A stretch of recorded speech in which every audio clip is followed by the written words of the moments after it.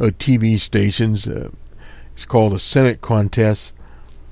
And there is some talk of the economy, not as much, because, again, economics is a very hard thing for some people to get wrapped around, but they've been pushing the 9 million people that are unemployed or redundant, which has little to do with where the U.S. economy is now. There are probably 3 to 4 million of those people out there that were victimized by the Depression.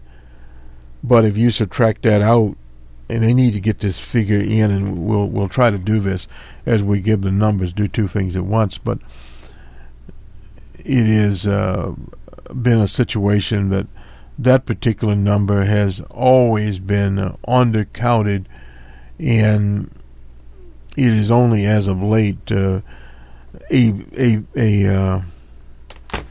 number that is put out before the people, and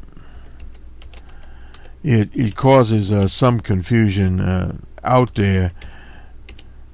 And we look at this, see if we can get this number up here. Okay. We're looking at 2007. Let's take a quick look at 2007, because that was before. It's from the popular survey. In 2004, we were at 5.7%. That was in January of 2004. In January of 2005 at 5.3%. 2006 at 4.7%. So in other words, in 2004, the percentage of unemployed people was a little lower than it is today, 5.9, 5.7.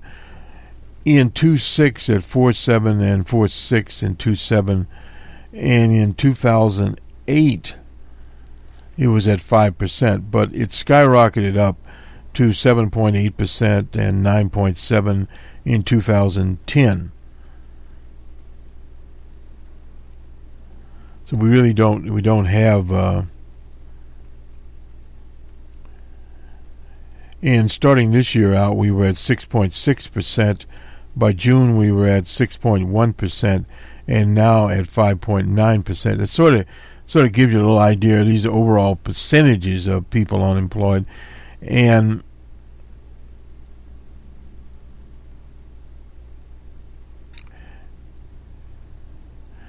see if we can get that in here. Not sure if we can get that data set in or not. The number of unemployed persons.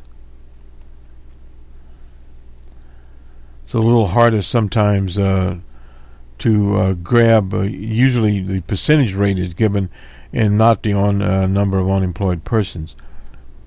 Yeah, maybe we'll snatch this up.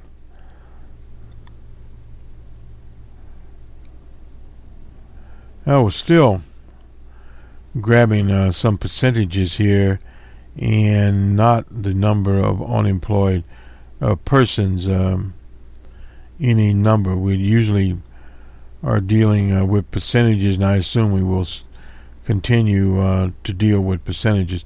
Nonetheless, I'll get that information in a different broadcast.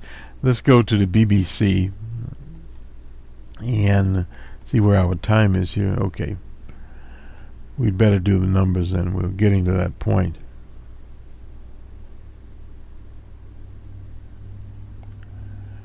Where we look at the markets to get a little bit of a gauge.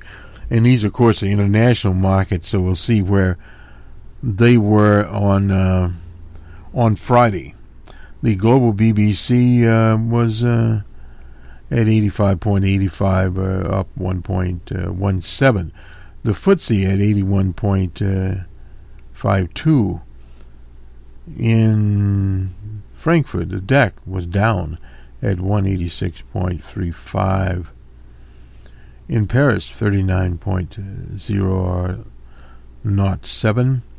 In Brussels, 37.88.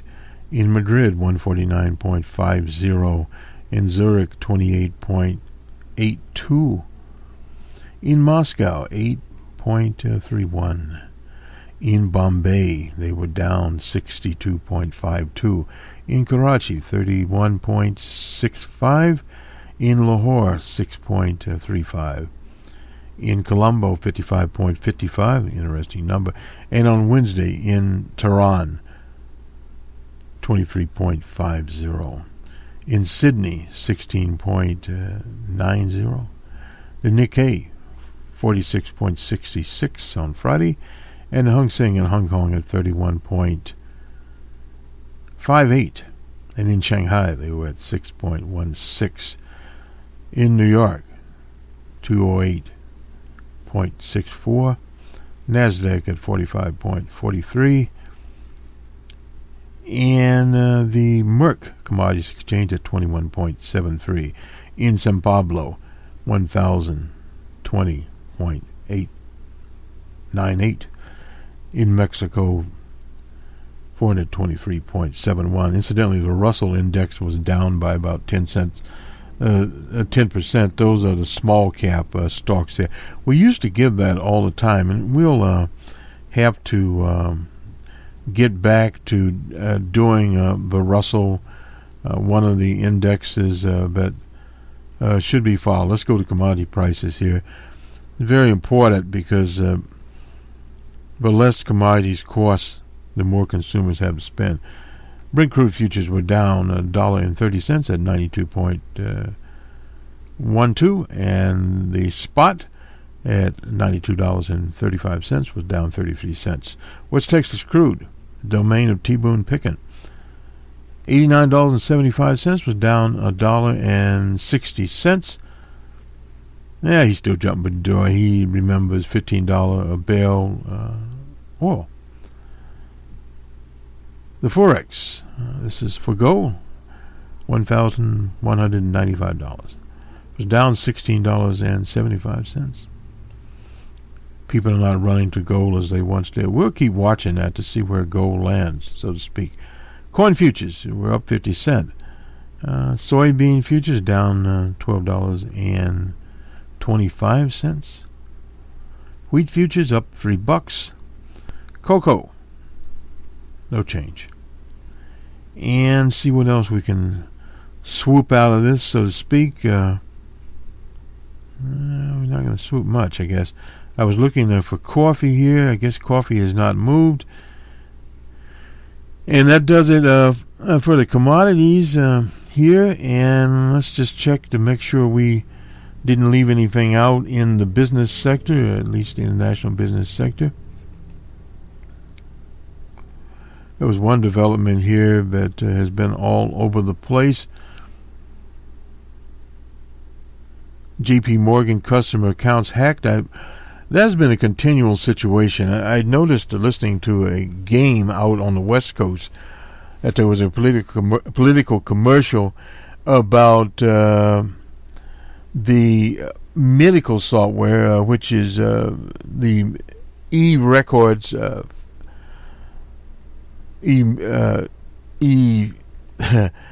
medical records. I'll get it right. My electronic medical records, in other words. Well, that is a coming thing, and it was around the Ebola patient. But the problem with is not the e-records themselves. It's the proprietary nature of them. And, of course, we do a program called the Open Source Report where we talk about open source, and more companies are coming to that juncture. And that's one of the problems with the medical records being very slow. And I noticed that I was getting a physical that the electronic records there were running on XP. That's a Microsoft product that is no longer being supported by Microsoft. I think they charge the customer like $1,300 a year to support it. That's an enterprise customer. So that sort of tells you where that is going. You can listen to more of electronic records on the Open Source Report, and that gets to an economic situation also. Big headline on the BBC: unemployment rate at 6-year low. in September. Now this will get the attention of many business people around. They see this headline and they understand that there's better times for the U.S. economic market coming up there. Now we'll see how that pans out as we move along the next coming weeks and closer to the elections. Elections usually in the U.S. there is some reflection of the market as to where the election are after the election, not during the election. So we'll keep monitoring that to see where it goes. This will do it for Numbers Man. For those in business, have a good next week and make it a productive one for the consumer. Keep your eye on the ball.